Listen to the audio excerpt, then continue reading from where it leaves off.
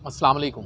Programme आपकी आवाज़ के साथ मैं हूं आपका मेज़बान सैयद अदनान नूर और आज का प्रोग्राम भी मेरा किसान भाइयों के लिए है, ज़मींदार भाइयों के लिए है और ख़ास तौर पर जो फार्मिंग में दिलचस्पी रखते हैं लाइव स्टॉक के हवाले से।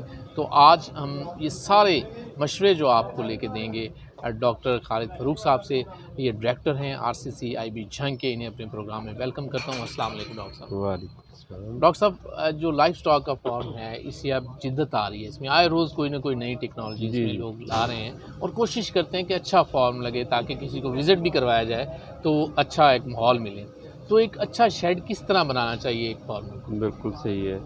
देखें जी, कुछ चीज़ें बुनियादी होती हैं, वो बुनियादी ही रहती हैं और उसके ऊपर फिर आपने जो आपके वसाइल हैं उनके अंदर रहते हुए आपने फ़ैसला करना होता है। मिसाल के तौर पे हमारा शेड बनाने का जो बुनियादी मकसद है, जो उसकी फ़िलासफ़ी है, वो ये है कि हमने जानवर को मौसम की सख्ती से बचाना। हाँ, ये मेन हमारा बुनियादी मकसद है। अब मौसम की सख्ती से बचाने के दो वजूहात हैं। पहली वजह ये है कि जब जानवर मौसम से वो उसको एक्सपोज़ होगा या उस पे वो गर्मी में खड़ा होगा या सर्दी में खड़ा होगा, तो वो अपने जिस्म की तवानाई ज़ाया करेगा, अपने जिस्म के दर्जा हरारत को, जो माहौल का दर्जा हरारत है उसके मुताबिक बनाने के लिए। अगर हम उसको कंफर्टेबल कर दें, उसको ऐसा शेड दे दें जिसमें वो कंफर्टेबल हो, उसको अपनी वो एनर्जी ज़ाया ना करनी पड़े अपना बॉडी टेम्परेचर मेंटेन करने के लिए जी, या जिस्म का दर्जा हरारत बरकरार रखने के लिए, तो वो उसी तवानाई को प्रोडक्शन में ले जाएगा। ये चीज़ ये वैसे नहीं पता होता लोगों को। हम देखते हैं आमतौर पर धूप में खड़े हैं तो धूप में, और अगर सर्दी में कहीं खड़े हैं तो सर्दी में खड़े हैं। तो वो देखें, पूरा जो भी जिस्म के जितने अफ़ाल हैं वो सारे तवानाई से चल रहे हैं।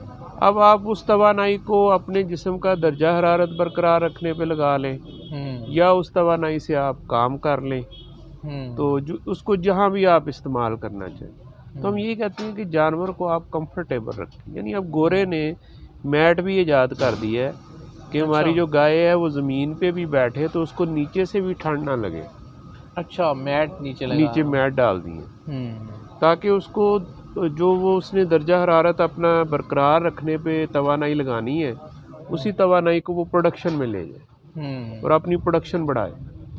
अच्छा, पहला तो ये होता है कि अगर हम जानवर को, अगर जो भी मौसम है, गर्म है या ठंडा है, उससे हम उसके रहमो करम पे छोड़ देंगे तो नंबर 1 पे वो अपनी प्रोडक्शन ड्रॉप करेगा। और दूसरे नंबर पे फिर हम कहते हैं कि इन्हें सर्दी लग गई, ठंड लग गई या गर्मी लग गई, या हीट स्ट्रोक होगा या कोल्ड स्ट्रोक होगा। ठीक है ना, सारी बात है। तो वो उस लेवल तक तो जाना ही नहीं चाहिए। हम जानवर को इतना अच्छा शेड दें, इतना कंफर्टेबल रखें कि उस लेवल तक वो मामला हमारा जाए ही ना कि उसको हीट स्ट्रोक या कोल्ड स्ट्रोक हो, ठंड लग गई या गर्मी लगे। ठीक है ना जी। अच्छा, अब बात आ गई वसाइल। दो चीज़ें मैटर करती हैं इसमें। नंबर 1 ये है कि आपने जानवर कौन सा रखना है। अगर तो आपने अगर तो आपने वलायती रखना है, क्रॉस ब्रेड रखना है, फिर आपको अच्छा शेड बनाना पड़ेगा। उसमें ये जैसे इधर मिस्ट लगी हुई है, इस तरह फिर आपको फुहारे भी लगाने पड़ेंगे, पंखे भी लगाने पड़ेंगे। अगर आपने देसी गाय भैंस रखनी है, अपनी लोकल नस्लें रखनी है, पाकिस्तानी ब्रीड, तो फिर आप चाहे सिरकी की छत डाल लें, 500 की सिरकी की छत डाल के ऊपर आप पॉलीथीन डाल के ऊपर आप लेप कर लें, तो वो भी काफ़ी चलेगा। लेकिन दो चीज़ों का आपने ख्याल रखना है। एक तो जो आपका शेड हो उसकी जो लंबाई है वो शर्कन गर्बन। अच्छा, ये पॉइंट नोट कीजिएगा जो हमारे फार्मर हजरात हैं, जो नए लोग शौकीन हजरात हैं, उनके लिए कि आज का जो ये प्रोग्राम है ये स्पेशल आपको बताया जा रहा है कि अगर आप इन्वेस्टमेंट करना चाह रहे हैं तो आपका शेड कैसा होना चाहिए, ताकि शेड के बाद जिस तरह डॉक्टर साहब ने बताया कि आप ये जो जानवर वहाँ आपने रखने हैं वो किस किस्म के होंगे, उसी हिसाब से आपने शेड बनाना है। बिल्कुल जी। अच्छा, आप बता रहे थे कि मैं ये कह रहा था कि अगर आप शेड बनाएंगे ना शर्कन गर्बन, जी, तो इसकी जो शर्की साइड है, मशरिक जो है, उसको आप बंद कर दें और मगरिब को बंद कर दें। ठीक है। तो इस वक्त जून का मई है, जून आ रहा है, तो ये मई जून जुलाई के जो महीने हैं तो सूरज इधर मशरिक से निकलेगा, सारा दिन ऐसे शेड की छत पे रह के मगरिब में ग़ुरूब हो जाएगा। आपके शेड के अंदर 1 मिनट के लिए भी धूप नहीं आएगी, क्योंकि आपकी दोनों साइडें सेम है, मशरिक से भी और मगरिब से भी। यानी तुलू भी होगा सूरज तो फिर भी आप बचे हुए हैं, ग़ुरूब भी हो रहा है तो आप और सारा दिन भी बचे रहेंगे। ठीक है जी। और अगर हम ये शेड इस तरह बना लेते हैं तो अब इधर जब तुलू होगा तो सीधी उसकी अंदर आएगी धूप, मासवाए जो 2 घंटे दोपहर को उसने छत के ऊपर रहना है वो शेड बचेगा। जब ज़वाल शुरू होगा तो फिर धूप अंदर आएगी। तो इसलिए आप इसको शरकन करबन बनाएं, मशरक़ और मगरब इसका बंद रखें, पूरा दिन इस शेड के अंदर धूप नहीं आएगी। और सर्दियों में आप देखते हैं कि सूरज इस तरह जनूब की तरफ से गुज़रता है, तो जब इस तरह ये जनूब की तरफ से गुजरेगा तो इस तरह उसकी धूप अंदर आएगी। उस वक्त जानवर को धूप चाहिए होती है। ठीक है जी। ये बड़ा मुफीद मशवरा आपको दिया जा रहा है और कारनामंद जिसे कहा जा सकता है कि आप इस तरह शेड बनाएं जिस तरह डॉक्टर साहब बता रहे हैं। ये वीडियो में हम बार बार आपको दिखाएंगे कि शेड का असल तरीका ये है। और दूसरा आप देखते हैं कि जब हमारे इधर ठंडी हवा सर्दियों में आती है ना तो हम कहते हैं शुमाली इलाका जहाज से ये हवा आई है, यानी हमारे इधर जो हवाओं का पैटर्न है, जो हवाएं हमारे चलती हैं वो शुमाल से जनूब की तरफ चलती हैं। तो जब हम ये इस तरह शेड बनाएंगे और हमारा शुमाल और जनूब ओपन होगा, खुला होगा, तो इस तरह शुमाल से हवा आएगी, इधर जनूब की तरफ चलेगी। और साल के 8-9 महीने हमें ये शेड खुला रखना होगा क्योंकि हमें ये हवाएं चाहिए उस शेड को, उसका टेम्परेचर बरकरार रखने के लिए, कम रखने के लिए, जानवर पे स्ट्रेस को कम रखने के लिए हमें ये ठंडी हवाएं चाहिए जो कि शुमाल की तरफ से आ रही हैं। ठीक है जी।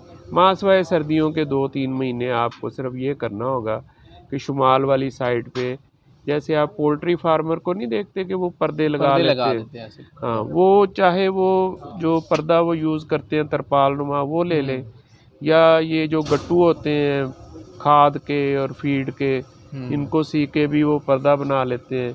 तो वो आप अगर सिर्फ शुमाल की तरफ भी लगा लें ना तो वो भी काफ़ी होगा। शुमाल की हवा रुक जाएगी सर्दियों में, तो वो ठंडी हवा अंदर नहीं आएगी। तो ये एक बुनियादी फ़लसफ़ा है, ये एक बुनियादी बात है जिसको पेश नज़र रखें। आगे आपके वसाइल हैं, आगे डिपेंड करता है कि अब आप उसमें जानवर किस किस्म का खड़ा करें, किस किस्म। अगर आपने देसी जानवरों के आपके पास वसाइल हैं तो आप देसी जानवरों के लिए भी पक्का शेड बना लें, तो इसमें कोई हर्ज की बात तो नहीं है। खूबसूरत शेड बनाना है तो आपको पता चले कि जनाब फलां नवाब साहब ने फार्म बनाया हुआ है और उसमें इतने जानवर इतने प्यारे माहौल में खड़े तो आप अपने ब्रीड को भी एक अच्छा बंदा दे सकता है। बहुत जरूरी तो नहीं कि वो सजा पे हो हम कहें ये पाकिस्तान ये सजा पे इनको हमने, ये गरीब है बेचारे, इनको हमने अमेरिकन झोपड़ी में ही रखना है। कोई अमेरिकन आ गई, फ्रीजन आ गई, उसे हमने जनाब ऊपर शावर लगा दें। आप अपने जानवर के साथ भी ऐसा पाकिस्तानी जो जानवर है, जो देसी जिन्हें हम कहते हैं, उनके साथ ऐसा। अच्छा, अब उसमें ना जो खुरलियाँ आपने बनानी है, खुरानी है, इसके 3 तरीके हैं। एक तरीका ये है कि अगर आपने एक साइड पे खुरानी बनानी है तो फिर आप शुमाल की साइड पे खुरानी बनाएं और उसके पीछे जानवर खड़ा हो और उसके पीछे सेहन हो जनूब में। अच्छा, ताकि जनूब में, जैसे मैंने बताया कि सर्दियों में सूरज ने जनूब की तरफ से जाना है, तो जनूब में आपको धूप मिलेगी सर्दियों में। ठीक होगा। और अगर आपने 2 डबल खुरलियाँ बनानी है तो फिर उसको हम 2 सिस्टम होते हैं, एक हेड टू हेड कहते हैं, एक टेल टू टेल कहते हैं। हेड टू हेड में ये होता है कि दरमियान में एक छोटा सा रास्ता होगा जिसमें वो लेबर जो आपका चारा वगैरह डालने वाला वो उसमें चलेगा, उसके दोनों तरफ खुरलियाँ होंगी, इधर भी जानवर खड़े होंगे, इधर भी जानवर खड़े होंगे। इसको हेड टू हेड सिस्टम कहते हैं कि दोनों के सारे एक दूसरे दूसरा एक सिस्टम है उसमें टेल टू टेल कहते हैं, उसमें जो आपका शेड है उसके उस नुक्कर पे खुरानी होगी और इस नुक्कर पे होगी। तो उसमें जानवर का पीछा यानी टेल दुम जो है वो एक दूसरे की तरफ होगी। लेकिन ये सिस्टम ना अब तकरीबन ख़त्म हो गया। उसकी वजह ये है कि एक जानवर अगर दरमियान में खड़ा होकर खा रहा है ना, और उसने बाहर जाना है रेस्ट करने या पानी पीने, या तो वो ऐसे पीछे हट के जब गुजरता है तो वो सबको डिस्टर्ब करता जाता है। तो इस वक्त पॉपुलर सिस्टम जो है वो हेड टू हेड है कि जानवर खा रहा है, हाँ जानवर खा रहा है, अगर उसने पीछे हटना है तो वो पीछे हट के सेन में चला जाएगा, बाकियों को डिस्टर्ब। अच्छा, ये इस मकसद के लिए किया जा रहा है। हाँ जी, ये अंदर की बातें जो अक्सर हमें नहीं पता होता। हाँ जी, हाँ जी। तो ये डॉक्टर साहब आज हमें बता रहे हैं कि शेड अगर आपने बनाना है तो किस तरह बनाना चाहिए। अच्छा, शेड के बाद अगली बात ये आती है कि आपने उसमें जानवर रख लिए, अब लोगों की कोशिश होती है कि इस मसलन मिल्किंग के हवाले से आप देखें, डेयरी के हवाले से, तो वो किस किस्म की खुराक खिलाई जाए कि जानवर दूध वाली साइड पे प्रोडक्शन बेहतर। अच्छा, ये थोड़ा सा एक बात मैं करना चाहूँगा कि जो बड़ा जानवर है ना, उसको आपने 40 से 50 फुट कवर्ड एरिया देना है। अच्छा, यानी अगर एक गाय या भैंस को हम 5 फुट चौड़ा और 8 या 10 फुट लंबा अगर दे देंगे ना स्पेस, तो वो 5 × 8 40 स्क्वायर फीट या 5 × 10 50 स्क्वायर फीट, ये आपने उसको कवर्ड एरिया देना है, इतना ठीक हो गया। और इससे दुगना आपने उसको ओपन एरिया देना है। ठीक है, 80 मुरब्बा फुट या 100 मुरब्बा फुट आपको उसने कवर्ड एरिया, ये मुनासिब होगा। इसमें ना तो जानवर इतना ज़्यादा चलेगा कि वो खाया पिया अपने चलने फिरने पे लगा दे, और ना इतना कम चलेगा या इतनी वो जैसे हमारे गर्मी होती है तो उसमें वो कहते हैं जी हुसड़ नहीं पड़ेगी। तो ये एक मुनासिब स्पेस होगा। तो जब आपका शेड बन जाए और अभी आपके जानवर आने हैं, तो उससे कम से कम 2 माह पहले आपको अपना चारा लगा लेना चाहिए। अच्छा, क्योंकि आम तौर पे जो चारे हैं वो 65 दिन के बाद पहला लौ देते हैं। कुछ चारे सिंगल कट होते हैं, जैसे हमारा मकई है, ज्वार है, बाजरा है। आजकल सर्दियों में तो फिर बरसीम आ जाती है या ये आ जाता है क्या इसको कहते हैं जो घोड़े खाते हैं ज़्यादा नाम ही दे जंतर तो भेड़ बकरियां, वो भी खरीफ में आता है। लूसन आ जाता है। तो वो अभी अगर आप मकई लगाएं तो वो भी आपको 70 दिन के बाद तैयार मिलेगी। अच्छा, इन सब चारे की अक़साम है ना, तो हमें ये देखना है कि किस चारे का ज़्यादा फ़ायदा हो, क्योंकि जाता तो इंसान प्रोडक्शन वाली साइड पे ना कि इसकी प्रोडक्शन मिल्किंग किस तरह बढ़ाई जा सकती है। हाँ, वो चारे की ना वैसे तो मकई, ज्वार, बाजरा वैसे अब सदाबहार जो मल्टी कट है, जैसे सर्दियों में आपके पास बरसीम है ना कि आप एक बार लगाते हैं और 4-5 लो ले लेते हैं। इसी तरह गर्मियों में खरीफ में सदाबहार है। अच्छा। कि आप एक बार लगाएं, 65 दिन के बाद पहला लौ लें, फिर हर 45 दिन के बाद उसके आप 5 से 6 लौ ले सकते हैं। तो उसका ये फ़ायदा है। अच्छा, अब चारा कोई भी हो, चाहे वो आपने ज्वार लगाई है, मक्की लगाई है, बाजरा लगाया है, सदाबहार लगाया है, उसका एक ख़ास स्टेज है। वो स्टेज ये है कि जब उसकी छल्ली ऊपर निकलती है ना, उसको हम मिल्की डब स्टेज कहते हैं। छल्ली में अभी दूध या दाना होता है, आप उसको निचोड़ते भी हैं तो दूध सा निकलता है। वो बेस्ट स्टेज है। अच्छा। उस स्टेज पे अगर आप जानवर को खिलाएंगे तो उसमें ज़्यादा से ज़्यादा ग़िज़ाइयत होगी। अच्छा, उससे पहले खिलाएंगे तो उसमें पानी ज़्यादा होगा, नमी ज़्यादा होगी, ग़िज़ाइयत कम होगी। और अगर इस स्टेज के बाद खिलाएंगे जिसमें वो छल्ली फिर पक जाती है ऊपर, तो उस चारे को कुराड़ा चारा भी कहते हैं। तो वो फिर कुराड़ा सख्त हो जाता है, उसकी वो ग़िज़ाइयत नहीं रहती। उसके अंदर ना एक फ़ाइबर बन जाता है ऐसा कि जो उसकी ग़िज़ाइयत को जकड़ लेता है, वो जानवर को मिलने नहीं देता। अच्छा, अब इसके 2 तरीके हैं।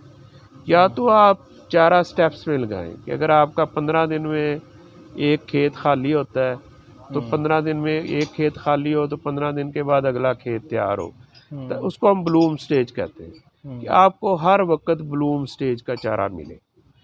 या फिर दूसरा बेस्ट तरीका ये है कि ब्लूम पे आप उसको काट के उसका साइलेज बना लें। और ये आप तरतीब से जिस तरह बता रहे हैं, अगर इसी तरह जानवर को खिलाया जाए तो जाहिर बात है उसकी प्रोडक्शन जहाँ चारे का गैप आएगा। आजकल का अगर मौसम देखा जाए तो इस वक्त चारा नहीं मिलता और बड़े तंग होते हैं माहौल। मैं खुद बल्कि अपने फॉर्म में भी गया हूँ तो वहाँ चारे के मसाइल पैदा हो रहे हैं कि अभी चारा नहीं है इस वक्त। अच्छा डॉक्टर साहब, ये दूसरे कुछ लोग वनडे इस्तेमाल करते हैं और बाज़ारों से वनडे के गट्टू लिए तो ये भी प्रोडक्शन में कोई देखिए दो, जैसे आपने चारे की शॉर्टेज की बात की ना, पहले तो चले इस पे बात कर लेते। इसके दो हाल हैं। एक हाल तो ये है कि आप साइलेज बना लें या हे बना लें।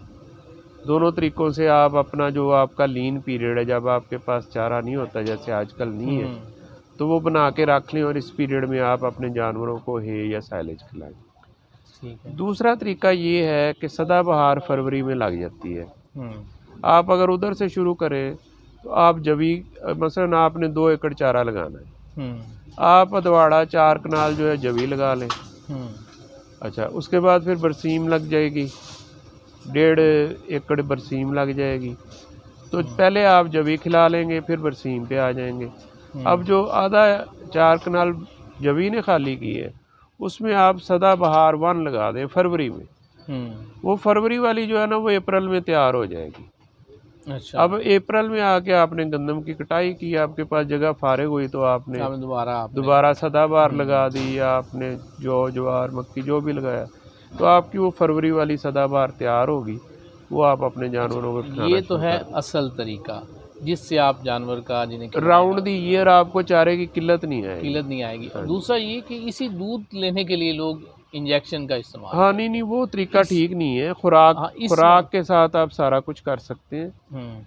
खुराक देखें, जब कराची में अभी साइलेज नहीं बनना शुरू हुआ था पाकिस्तान में, तो कराची में लोग 100% वंडा ही खिलाते थे। जानवर की 3 बुनियादी ज़रूरतें हैं। एक, उसने अपने जिस्म को बरकरार रखना है, उसको हम मेंटेनेंस रिक्वायरमेंट कहते हैं। दूसरी, उसकी प्रोडक्शन की रिक्वायरमेंट है, उसने दूध देना है। तीसरी, उसकी रिप्रोडक्शन की, कि अगर वो गब्बन है तो फिर उसको उसकी क्या ज़रूरत है। तो हमने उसकी ये 3 ज़रूरतें पूरी करनी है। किसी वक्त वो सिर्फ़ खुश्क होगा तो हमने उसकी सिर्फ जिस्मानी ज़रूरत पूरी करनी है। किसी वक्त वो साथ दूध दे रहा होगा तो हमने जिस्मानी और प्रोडक्शन की पैदावार की दूध दें। किसी वक्त वो साथ गब्बन भी होगा तो फिर हमने गब्बन की रिक्वायरमेंट भी पूरी करनी है। अच्छा, कराची वाले ये सारी ज़रूरतें उसकी वनडे से पूरी करते थे। फिर साइलेज आ गया। पंजाब का हमारा एक अपना कल्चर है। हमारी ये कोशिश होती है कि उसकी जो जिस्मानी ज़रूरत है ना, वो हम पूरी करें चारे के साथ। मिसाल के तौर पे एक जानवर को 10% बलिहाज वज़न चारा देना चाहिए। सीधी सी बात, 10 मन का जानवर है, 1 मन चारा उसको जो आप रोज़ाना दे सकते हैं। अच्छा, अब आ जाए वनडे की तरफ। हम कहते हैं जो उसकी प्रोडक्शन की ज़रूरत है ना, वो वनडे से पूरी करें। मिसाल के तौर देना चाहिए। हाँ, हर 3 किलो दूध के ऊपर 1 किलो वंडा देना चाहिए। अगर कोई जानवर 10-12 लीटर दूध दे रहा है तो उसको 3 से 4 किलो वंडा मिलना चाहिए। अच्छा, अब खल बनौले की निस्बत वनडे का क्या फ़ायदा है?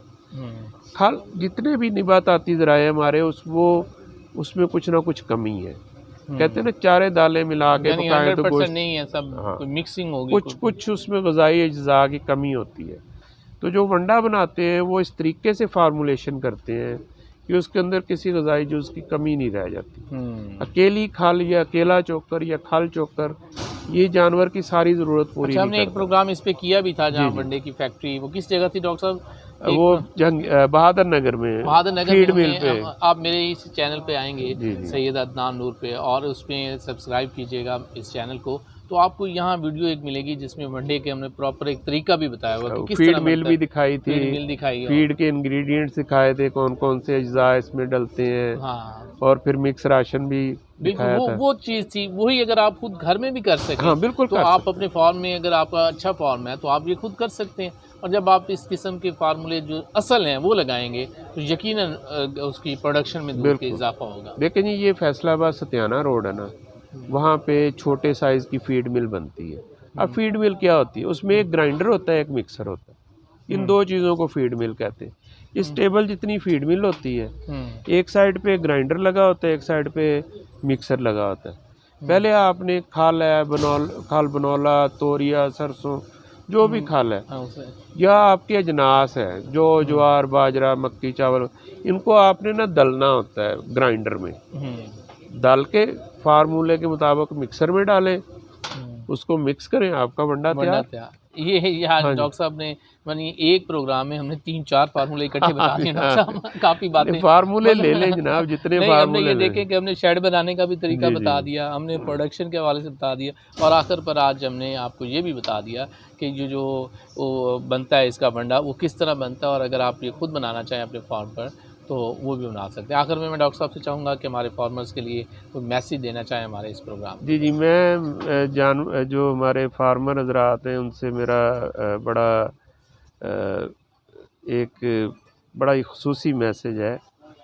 देखें, प्रोडक्शन हम बढ़ा सकते हैं, लेकिन उस वक़्त तक प्रोडक्शन बढ़ाने का कोई फ़ायदा नहीं जब तक हम उसकी मार्केटिंग ना अच्छी कर लें। इंडिया में कोऑपरेटिव है अमूल। आपने अगर उनके चैनल देखे हों या आप उनके सोशल मीडिया पे देखें तो एक कोऑपरेटिव अमूल उधर आपको टेट्रा पैक, योगर्ट, ये वो जैसे हमारे इधर नेस्ले, चौधरी डे, उधर आपको हर चीज़ अमूल की मिलेगी। और अमूल किसी सेठ की, किसी सरमायादार की नहीं है, वो अच्छा। फार्मर्स कोऑपरेटिव, पूरे हिंदुस्तान के फार्मर्स ने मिल के वो कोऑपरेटिव बनाई है। उसका जितना प्रॉफिट है वो फार्मर्स को जा रहा है, यानी ये इत्तेफाक में इत्तेफाक में असल में तो इत्तेफाक है कि सब मिले हुए। बिल्कुल। अगर आप अपने पूरे गांव का दूध एक चिल्लर लगा लें, सारे गांव का दूध उस चिल्लर में इकट्ठा कर लें, एक वैन ले लें जिसमें वो चिल्लर लगाओ, आपको झांग में रेट अच्छा नहीं मिलता। आप फैसलाबाद और ज़्यादा रेट लेना, लाहौर चले जाए और ज़्यादा रेट लेना, इस्लामाबाद चले जाए, लेकिन ये इत्तेफाक से होगा। जब तक इत्तेफाक नहीं होगा ना हमारे अंदर, वो ये ऐसा हम इसी तरह हमारा दूध ही हमारा इस्तेसाल करेगा, ये मिल्क कलेक्शन कंपनी हमारा इस्तेसाल करेंगे, उस वक्त तक हम प्रोडक्शन कर भी लें तो फ़ायदा नहीं। बहुत शुक्रिया डॉक्टर साहब, आपने अपना कीमती वक्त दिया आज हमारे फार्मर्स के लिए मुफीद मशवरे, ख़ासतौर पर शेड बनाने के हवाले से और फिर दूध की प्रोडक्शन के हवाले से और फिर किस तरह जानवर के बंडा तैयार करना है, ये हमने आपको अपने इस प्रोग्राम में इंफॉर्मेशन दी। मेरी कोशिश रहेगी कि आपको लाइफ स्टॉक के हवाले से इस तरह के मालूमाती प्रोग्राम जो हैं वो आप तक पहुँचाए जाएँ। इसके साथ ही मुझे भी इजाज़त दीजिए अपने मेज़बान सैयद अदनान नूर को अलानी के बाद।